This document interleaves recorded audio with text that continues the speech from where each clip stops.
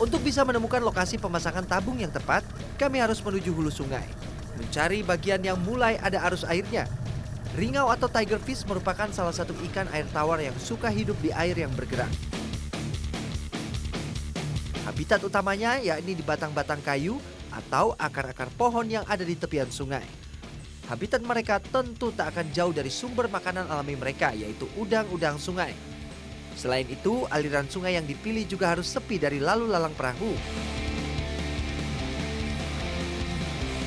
Bisa dipakein kayu sini untuk ngiket si tabungnya ini, atau cari akar yang cukup kuat kayak gini di pinggiran. Kalau udah ada akar kayak gini, langsung aja ikat di sini, dari sini. Pakai rotan, ya, rotan ini. Mana mas?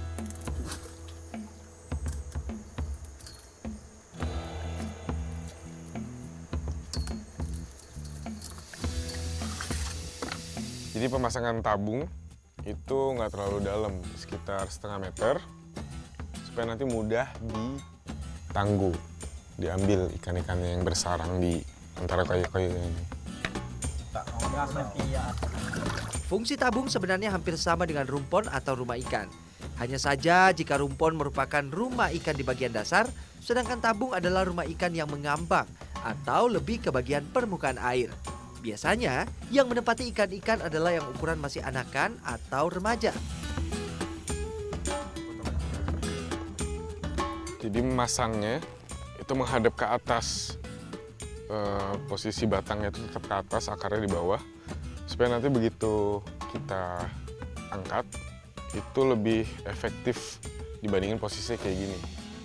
Kalau kayak gini tuh ikan-ikannya kabur duluan, kalau gini ngambilnya lebih enak dari bawah. Tabung sudah terpasang, tinggal menunggu ikan-ikan ringau datang dan masuk ke dalam celah-celah batang. Selanjutnya, perlu suasana tenang agar ikan masuk ke dalam tabung.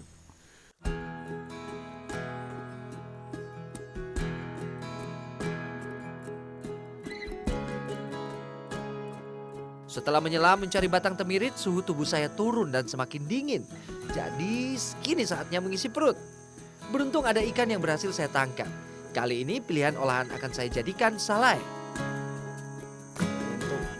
Salai atau pengasapan ikan adalah salah satu cara masak tradisional dari masyarakat Melayu. Cara ini juga berfungsi untuk mengawetkan daging ikan agar tidak cepat busuk. Panas bara dan asap bisa membuat daging ikan kering dan matang secara alami. Namun cara ini membutuhkan waktu relatif lama sampai daging ikan benar-benar kering atau matang. Salai toman. Meski salai ikan merupakan tradisi masyarakat Melayu, tapi cara setiap daerah pasti berbeda. Di sini caranya ikan juga harus ditutup pakai daun supaya asap dan panas bara bisa mempercepat proses pengasapan ikan itu sendiri. Selain itu, juga berguna untuk melindungi daging ikan supaya tidak dihinggapi serangga-serangga hutan atau lalat. Setelah menunggu, daging ikan sudah mulai tampak matang. Meski belum kering sempurna, tapi dilihat dari warna saja, sudah dipastikan salai ikan siap untuk dimakan.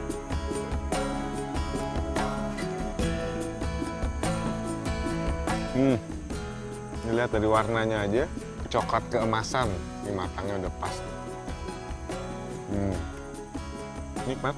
Nih, saya penasaran yang runtuh, katanya paling enak dari keluarga snakehead. Dia tekstur dagingnya tuh lebih kenyal dibanding toman.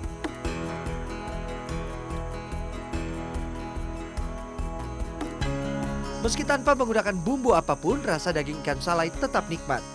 Ya, daging ikan segar masih memiliki rasa sedikit manis jika kita konsumsi langsung. Selain itu, kandungan protein dan unsur gizi tidak akan berkurang jika kita bandingkan dengan daging ikan yang sudah tersimpan lama. Karena tidak melalui proses masak rumit, tekstur daging ikan jenis snakehead ini sedikit kenyal, serta masih ada rasa manisnya, namun tidak ada rasa amis sama sekali.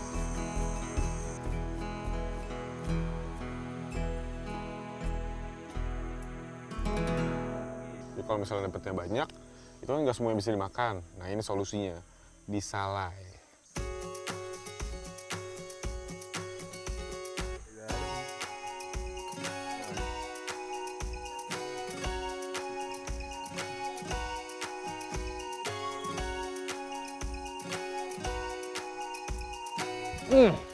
Perut udah kenyang, keisi. Nah, sekarang kita cek tabung.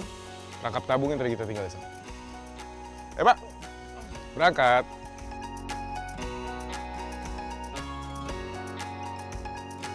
Untuk mengangkat tabung yang sudah terpasang, perlu tangguk atau jaring yang sedikit panjang. Kondisi harus tetap tenang dan perahu juga tidak boleh berisik agar ikan tidak kabur.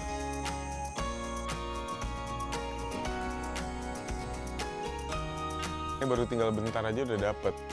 Berarti ini kan terbukti perangkap tabung itu efektif. Nah, ini dia ikannya, tiger fish. Inilah tiger fish atau dalam bahasa lokalnya disebut ringau. Secara ilmiah, nama ikan ini adalah Dutch Borneo. Selain di wilayah Kalimantan, ikan ini juga banyak ditemui di sungai-sungai di Sumatera. Perbedaan mendasar adalah pada warna sisiknya. Jika Dutch Borneo memiliki corak yang lebih cerah, maka yang di Sumatera coraknya lebih gelap.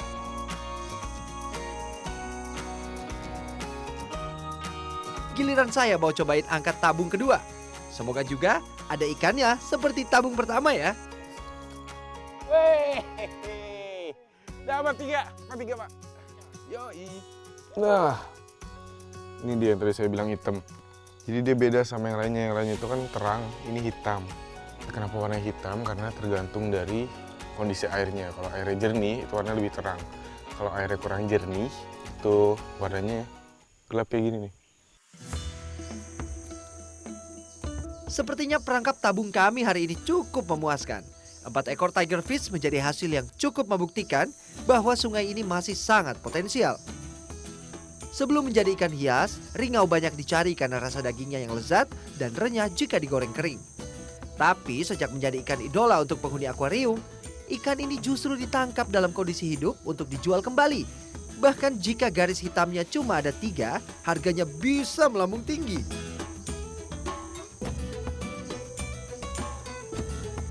Eits, sebelum kita berpisah, masih ada tips and trik ala Mancing Mania Wild.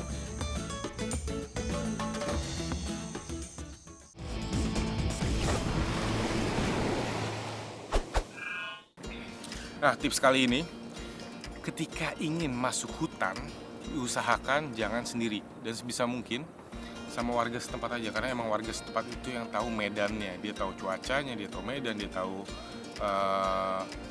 apa aja yang bisa dimanfaatkan di sekitar hutan situ. Jadi jangan pernah sendiri. Nah, di saat kita sedang kepisah gitu, misalnya kepisah sama warga setempat atau kita jauh sama dia, terus kita kesasar, itu jangan panik, jangan pernah panik di hutan. Lihat aja keadaan sekitar, lihat aja patokan-patokan alam yang ada. Contohnya seperti barat dan timur, itu bisa kita lihat dari lumut, dari pohon. Dari pohon ini lumut sebelah mana, nanti bisa menentukan barat dan timur. Itu bisa menentukan arah matahari juga, dari mana timbulnya. Itu bisa jadi patokan kita untuk mencari jalan. Yang ketiga, kalau emang benar-benar kita kehilangan arah, itu biasanya kita cari aja, kita dengar suara sungai di mana, kita ikutin aja ke sungai. Nah, kalau udah sampai pinggir sungai, ikutin aja alirannya. Biasanya ke arah hilir, biasanya ada pemukiman warga yang emang tinggal di situ. Di warga itu nggak mungkin jauh-jauh dari air karena dia butuh air, mereka itu butuh air. Jadi itu aja yang jadi patokan kita ketika kita nyasar. Nah, sekian tips dari saya. Jadi selamat memancing dan selalu ingat, selalu jaga kebersihan dan keindahan alam kita. Mancing mania, mantap.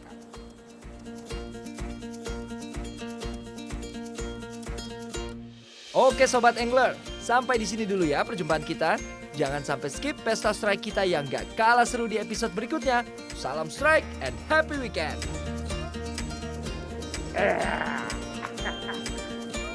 Ampala.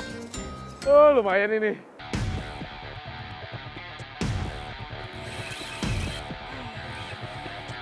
Baik punggung baik kali, Pak. Wah, ini bahaya. Ini keras ya? Keras ya.